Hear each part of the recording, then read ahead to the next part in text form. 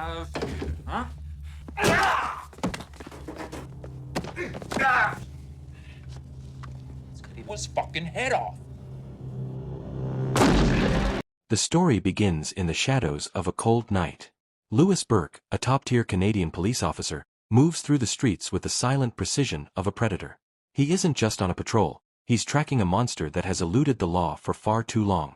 Over the radio, his team is frantic, pleading with him to wait for backup. The situation is a powder keg, but Burke knows that waiting means losing the scent. When three thugs step out of the darkness, one flashing a razor-sharp blade, Burke doesn't hesitate. In a display of elite martial arts, he becomes a blur of motion. Two men hit the pavement before they can even blink, neutralized by surgical strikes. The third flees into the night, but Burke isn't distracted. He pushes forward into a derelict building. This isn't just professional, it's personal. His mind is fueled by the memory of his fallen partner, a man murdered by the very fugitive he's hunting, the Sandman. Inside, the air is thick with dread. Burke finds a strange, creepy doll locked inside a safe, a calling card of a twisted mind. Before he can process the sight, the Sandman lunges from the darkness with a chilling whisper. Time to go to sleep. A blade sinks into Burke's stomach, but the Sandman underestimated his prey. Despite the agonizing pain, Burke's resolve is iron.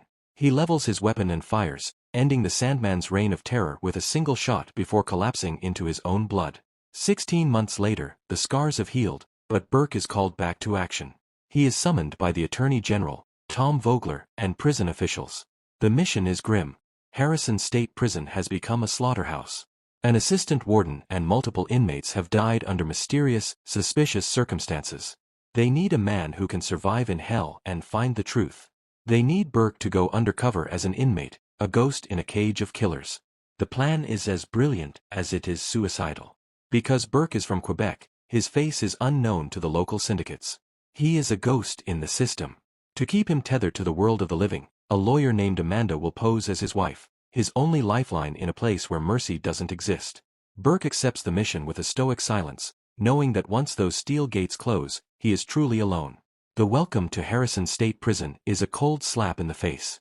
The sergeant in charge doesn't offer a tour, he offers a warning. In here, he sneers, people will try to rob you, break you, and destroy you. During the medical intake, a doctor notes a curious detail. Burke has an exceptionally rare blood type. It's a passing comment, but in a place where people are dying mysteriously, every detail is a tactical clue. Burke's first test comes within seconds of entering his cell.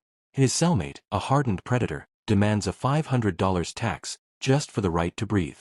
When Burke refuses, the man pulls a razor and presses it against Burke's throat.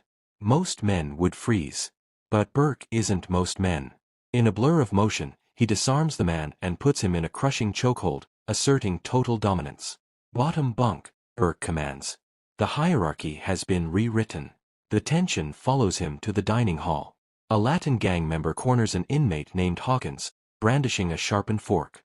The air is thick with racial hostility, a powder keg waiting for a spark. Burke tries to de-escalate, but the aggressor mistakes his calm for cowardice. The prisoner swings, and Burke responds with a signature display of high-level martial arts, a devastating helicopter kick. The strike is so fast and powerful that the inmate is unconscious before he hits the floor. The cafeteria goes silent. The message is sent, Louis Burke isn't a victim. He's the most dangerous man in the room. The aftermath of the dining hall brawl brings the guards down like a hammer. The sergeant pulls Burke aside, whispering a death sentence. You're not going to last long. In Harrison, the staff doesn't stop the violence, they manage it. Burke is now a marked man on both sides of the bars. Inside the cell, the tribalism of prison life becomes clear. Burke's cellmate, a man who has survived 6 years by keeping his head down, reprimands Burke for interacting with Hawkins. When Burke pushes him for information on the recent ghost deaths, the man's bravado vanishes. He tells Burke the golden rule of the yard: if you want to keep breathing, you see nothing and hear nothing. But Burke's investigation is already moving. Amanda arrives for a visit, playing her role as the concerned wife to perfection. Beneath the act, she delivers a tactical breakthrough. After analyzing the death certificates, she's found a chilling pattern. Every victim was executed with surgical precision, a single, identical hole in the back of the skull. This isn't random prison violence, it's the work of a professional. The latest victim? a man named Alvin Barrett. To get deeper into the prison's underworld, Burke needs currency. When the authorities refuse to fund the mission, Amanda takes the risk herself, smuggling cash inside the pages of a book. The danger escalates in the laundry room, where the Latin inmate returns for a round 2 ambush. They think numbers will beat skill, but Burke's controlled violence turns the room into a clinic of martial arts. He doesn't just survive, he dominates, leaving a clear message that he isn't anyone's victim. With the smuggled cash in hand, Burke finds Hawkins, who is busy crafting improvised ammunition. Burke uses the name Barrett to gain Hawkins' trust, and in return, he gets a lead on the only man who knows the prison's darkest secrets, the priest. Guided by his cellmate, Burke enters the priest's inner sanctum. The man lives in a state of luxury that shouldn't be possible behind bars, surrounded by followers who treat him like a king. Burke isn't there for a sermon, he's there for the truth. Inside the priest's lavish quarters, the air is thick with influence. The priest tests Burke, offering him women and power, but Burke is a professional, he's there for the mission. He puts the cash on the table and gets the answer he needs. Alvin Barrett didn't die in a riot, he was executed with a single gunshot to the brain. The priest points him toward Mayerson, a clinic worker with a front row seat to the prison's medical wing. Under the guise of cleaning duty, Burke corners him. Mayerson's fear is palpable, but he drops a bombshell that changes the scope of the mission. The guards aren't just looking the other way, they are active participants in the killings. Burke relays the intel to Amanda, but there's a problem. The proof isn't on a server she can hack, it's physically stored in the prison's high-security archives. To get it, Burke has to go off-mission. In a display of perfect tactical coordination, Burke enlists Hawkins. Using a cart of laundry as a distraction and a well-timed offer of peach juice to keep the guards occupied, Hawkins creates a window of opportunity. Burke moves like a shadow, disconnecting communications before slipping into the records room. As he scans the files of the dead, he discovers a terrifying code. Each folder is marked with a specific notation, clean body. These men weren't targeted for their crimes. They were targeted for their health. No drugs, no disease, just pure biological assets. Burke narrowly escapes a security sweep using his elite climbing skills, vanishing back into the general population just as the alarms trip. The next day, he tells Amanda the horrifying truth. The prison isn't just a place for punishment, it's a warehouse. They are harvesting healthy newcomers like their cattle. They aren't just uncovering a crime, they're uncovering an industry. The investigation moves from the grime of the prison floor to the digital battlefield. Burke realizes that to expose the scope of this conspiracy, they need to crack the prison's digital backbone. He instructs Amanda to recruit a specialist, a high-level hacker. In the safety of her home, the air is thick with tension as the hacker probes the prison's firewalls. It's a fortress, and he's going to need time that Burke doesn't have. Back inside, Burke confronts Mayerson again. The atmosphere in the clinic has turned glacial. Burke reveals the truth. He didn't just see files, he infiltrated the surgery wing. He saw the cold reality of what they did to Barrett. The realization that his friend was stripped like a car for parts hangs between them like a shroud. On the outside, the hacker finally breaches the main server. But the moment the door opens, the enemy notices. A remote user begins a scorched earth deletion of the files, lines of data vanishing in real time. In a frantic Cinemaned sprint, the hacker manages to pull a single encrypted file into a secure drive before the system goes dark. When Amanda calls Burke, her voice is trembling. The decrypted file isn't just a list of victims, it's a harvesting schedule.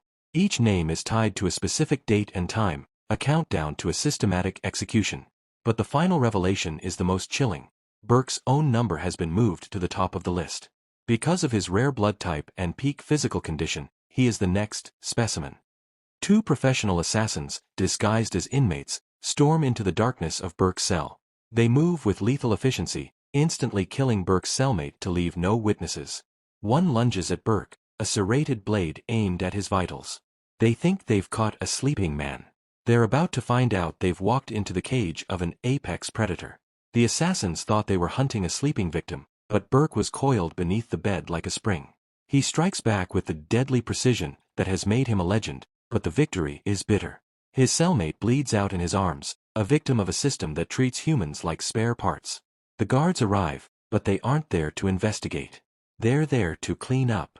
They pin the murder on Burke, using their batons to vent their frustration before throwing him into the sensory deprivation of solitary confinement. Meanwhile, the conspiracy burns its bridges. the assassins find Mayerson, douse him in gasoline, and turn him into a human torch. No witnesses, no mercy. When Amanda finally forces her way into the prison to see Burke, the professional veneer breaks. She suspects the prison doctor is the mastermind of the organ ring, and in the shadow of death, Burke finally confesses his feelings for her. It's a rare moment of humanity in a place of monsters. But the moment is shattered by a ghost. Walking into the wing is the one man Burke knows for a fact should be in a grave. The Sandman. The undead killer has returned. Burke is dragged into a bathroom, chained and beaten, but the Sandman's weapon isn't just the dagger in his hand. It's the truth. He screams Burke's secret to the entire block. He's a cop. In an instant, the prison transforms from a warehouse into a hunting ground. The guards claim they are locking Burke up for his own safety, but the snitch label spreads like wildfire. Thousands of violent inmates now have one common goal: killing Louis Burke. While the prison descends into a riot, Amanda attends a high society gala hosted by the Attorney General, Tom Vogler. She's searching for the truth among the elite, but the truth finds her first. Her hacker, Tisdam, breaks through the final firewall with a revelation that changes everything. The corruption doesn't just go to the warden, it goes to the very top. The mask finally falls at the Attorney General's gala. Vogler, the man who sent Burke into the lion's den, is revealed as the architect of the slaughter. Held at gunpoint by the deputy, Amanda hears the twisted justification. They aren't killing people, they're recycling garbage. Vogler's own wife needed a liver, and he turned Harrison Prison into his private pharmacy to get it. When the deputy's wife walks into the room, living proof of the organ theft, Amanda finds her opening, manipulates the deputy's guilt, and escapes to save Burke. But inside the prison, the harvest has already begun. Burke hears the electronic buzz of his cell door unlocking. He knows the Sandman is on the other side. Acting with elite tactical instinct, Burke improvises a high-voltage trap using the cell's wiring. When the assistant sergeant taunts him, Burke sends a lethal surge of electricity through the bars, dropping the guard and seizing the master keys. The prison turns into a literal hellscape. The Sandman triggers a mass release, unleashing thousands of inmates into a full-scale riot. In the chaos, Burke finds his only allies, Hawkins and the priest. They fight through a gauntlet of blades and batons, but the cost is devastating. Hawkins is wounded, and the priest makes a heroic final stand, sacrificing his life to ensure Burke reaches the final arena. The chase ends in the bowels of the prison, the boiler room. The inmates stop their rioting and gather in a silent, haunting circle to watch the two titans collide. The Sandman, fueled by a supernatural level of malice, dominates the early exchange, but Burke is a specialist in survival. The fight spills toward the roaring furnaces. With a surge of pure adrenaline, Burke hurls the Sandman into the flames. But the monster is relentless. He staggers out of the fire, scorched and screaming, a demon that refuses to stay down. Burke realizes there is only one way to end a nightmare. He closes the distance, grips the Sandman's head, and with a final brutal twist, snaps his neck. The silence that follows is absolute. The terror of the Sandman and the Clean Body Project is over. As dawn breaks, Burke walks out of the gates a free man. He reunites with Amanda and a recovering Hawkins, survivors of a conspiracy that tried to treat them as parts, but found out they were a force of nature.